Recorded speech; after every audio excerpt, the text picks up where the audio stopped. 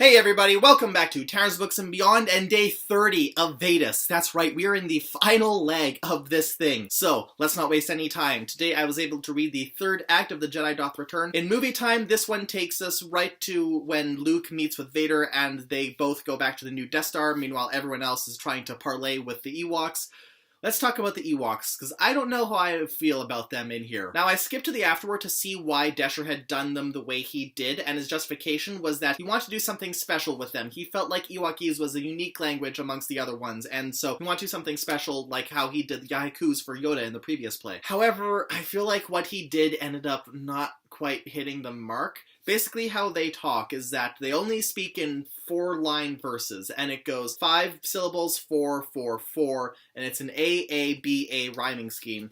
Let me just find the example. When Wicket first meets Leia, he goes, "A bookie bookie, looky looky, it's a creature, nookie nookie." And so we have some almost English in the middle there, sandwiched between 2 lines of general Ewokese gibberish. The Ewokese in here, it comes off really weak and really goofy, and it really doesn't mesh with the Shakespearean style at all. I much rather would have he just done regular Ewokese, and if he wanted to be special, he could have put it into prose, because so far the only character that has spoken in prose in the entire series are the Fets. We've had Jango and Boba speak prose, and that's it. And even if he didn't want to do that, then it still would have worked if he just put them in verse and just had them speaking Ewokese the whole time. Like, yes, I know I mentioned that there's a lot of untranslated alien languages, but I'd prefer that to what he tried to pull off here. So it's just kind of grating, and it stands out in not a very good way. On the upside, the rest of the act was good and pretty true to the text, so we press on. Today's Certain Point of View story was by Gary D. Schmidt, and it is called There Is Another, and this is from the perspective of Yoda. It's basically checking in on him and what he's been doing during this entire movie, and a general glimpse back at what he's done his entire exile on Dagobah. And the crux of this is that he wishes that Obi-Wan had been training Leia in the Force instead of Luke. He feels like Luke is too impulsive,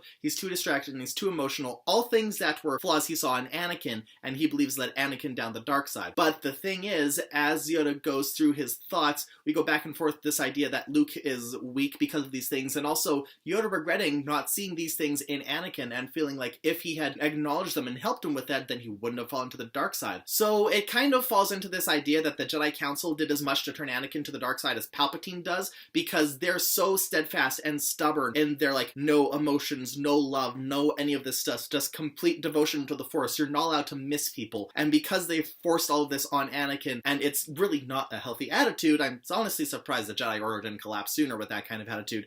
Anyways, they forced all this on Anakin, and a lot of people theorize that that played just as big a part in him turning to the dark side as Palpatine's own influence. So what we have here is Yoda regretting having that mentality with Anakin, but not realizing that it is that very mentality that forced him to the dark side, and if you were to take that same mentality with Luke, then Luke could go in the same path, but it's because of people's response to his emotions and his passions and his regrets, not people trying to stuff them in a box and say, ignore those, just worship the Force. Most importantly though, this is a rare look into Yoda's emotional state, because at this point in the series, he is old, and he is tired, and he is sad, and he is lonely. He just wants someone to talk to, and he loves the fact that Obi-Wan comes to him, but he hates the fact that it's as Obi-Wan's Force ghost. And then even though he doesn't think Luke is a good candidate to become a Jedi, the fact that he is going to be training another Jedi, the fact that he's going to have a human living visitor is enough to make him really excited, even if he doesn't think Luke is the right person. And that's all I've got for today's update, so if you're still with me since the beginning, then thank you for sticking around so long. If this is your first time seeing these videos, then be sure to check my backlog. I've got plenty, and they're not that long.